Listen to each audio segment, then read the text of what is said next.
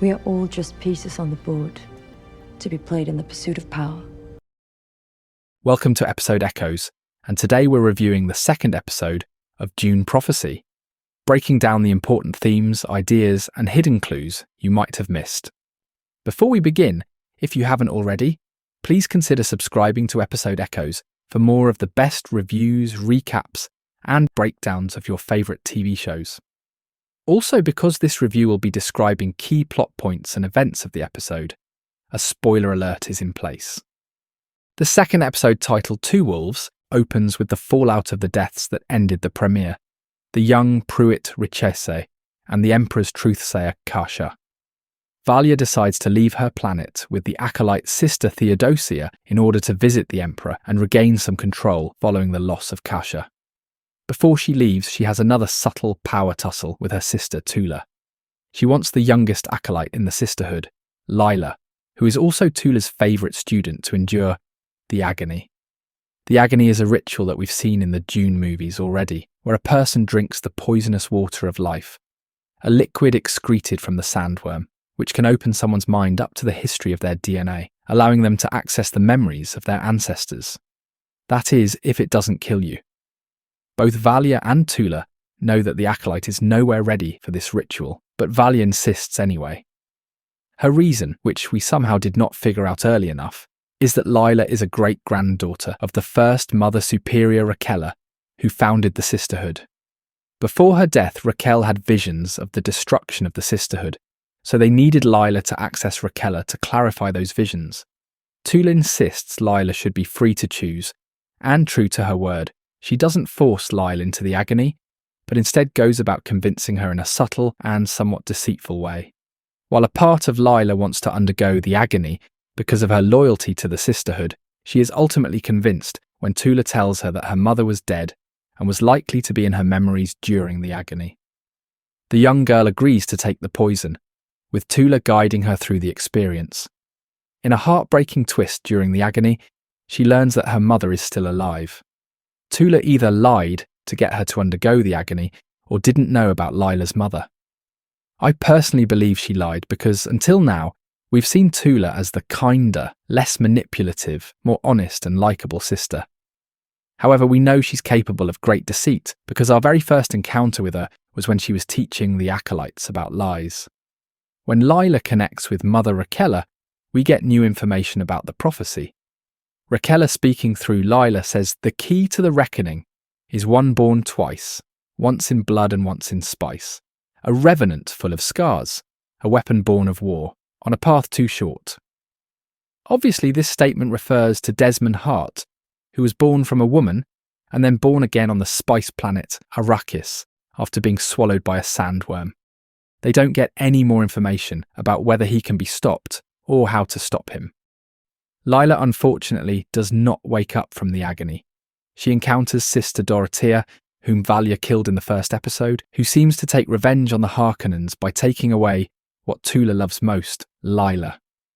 It doesn't make sense that she would kill her own granddaughter just to spite the Harkonnens, so maybe Lila isn't really dead. Back in Salusa Secundus, Desmond Hart confesses to Emperor Corrino that he killed Prince Richese and implies that the Emperor wanted him to. The Emperor arrests him and then spends a lot of time denying his arrest, although his stereotypically dimwit trying to prove himself son spills the beans to Duke Richese's daughter during an unnecessary sex scene. Valya arrives at the Emperor's court in time to separate the Emperor and the Duke, and insists on questioning Desmond Hart. During her interrogation, which is witnessed by both the Emperor and Empress, Desmond Hart admits to killing the young prince, but remains coy on Mother Kasha. He does say that he saw the corruption in Kasha and sees blood trailing Valya. He accuses the sisterhood of undermining the Emperor's instincts and chipping away at his power, forcing him to grovel before lesser men. When pressed, Desmond reveals that Shai Hulud took my eye and granted me with the gift to see what even you cannot. After the interrogation, Valya meets with Princess Naze and leaves her with Theodosia as planned. She makes her way to meet with a sister who is also a spy within the rebellion. In this meeting, we get some more exposition into the workings of the sisterhood. In an earlier scene, We learn that the Emperor's swordmaster, Kieran Atreides, is a spy for a rebel movement against the Empire that was responsible for the attack on Arrakis, as detailed in the first episode. So not only is he the Emperor's chief guard, he is also a rebel against the Imperium, and a sneaky lover of Princess Nez. However, it gets even deeper. Michaela, another of the rebels and a bartender who also works for the Imperial court, is actually a spy for the Sisterhood, the spy that Valya went to meet. She notes that the Sisterhood empowers the great houses to maintain order, but allows rebellion to keep that power in check. She easily gives away Kieran's identity to Valya, who sets off with this information to win back favour with the Emperor. Meanwhile, Desmond Hart is set free after he pledges loyalty to the Emperor and Imperium. As a demonstration of how he would humble those who try to take from the Emperor, he burns Duke Richese into submission in a beautiful display of violence. This action wins him a role in the palace, and it is at this moment that we have the first of many confrontations between him and Mother Superior Valya. Unaware of how power has shifted, Valya arrives with some information to sway the Emperor, but is blocked off by Desmond Hart. Desmond tells Valya that House Corrino and the Emperor no longer require her services, and that her privileges at the palace have been revoked. This doesn't sit well with Valya, who tries to use her voice powers to get Desmond to slit his throat in the same way she did with Sister Dorothea. Somehow Desmond Hart is able to resist Valya Harkonnen's voice powers. This leaves all of us in shock, as we know how powerful the voice can be that even sisters cannot resist. Episode 2 details the corruption of politics and its tolerance of violence, as the Emperor, who seems like a good man, goes from arresting Desmond to releasing him and using his deadly powers for political purposes. And one thing that is clear in the show at this point is that although there are tons of characters, they all have roles to play. No character is just a filler. With the Emperor's alliance with Desmond Hart and the Sisterhood losing House Corrino, Theodosia might be thrust into the spotlight, where she can be the only link between the palace and the Sisterhood. Also, having to perform this role with Desmond on patrol might require a level of darkness and guile which we can safely assume that she is capable of. Or maybe the Sisterhood might expedite taking Nez away from the palace to commence her training. Another possibility is that Valya might try to undermine the Emperor some more by forming an alliance with Kieran and fueling the resistance. However, this might prove more difficult, especially on the Arrakis, as the Emperor now has control of a new fleet of battleships that can ward off the rebels.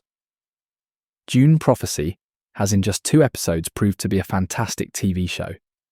If you can deal with the storm of names and titles being thrown at you, you're in for a treat. The only weaknesses I can spot at this point is with some of the dialogues among the acolytes that seems to make the show feel like a Harry Potter classroom. None of the gossip, cliché characters, and young girl drama among the acolytes would particularly appeal with the adult audience that the show is also targeting. We cannot wait to see what episode 3 serves up and how it answers some of our questions. I hope you enjoyed this video. If you did, please be sure to subscribe to Episode Echoes and ring the bell to be notified when we post new videos. Thanks for watching, and see you in the next one.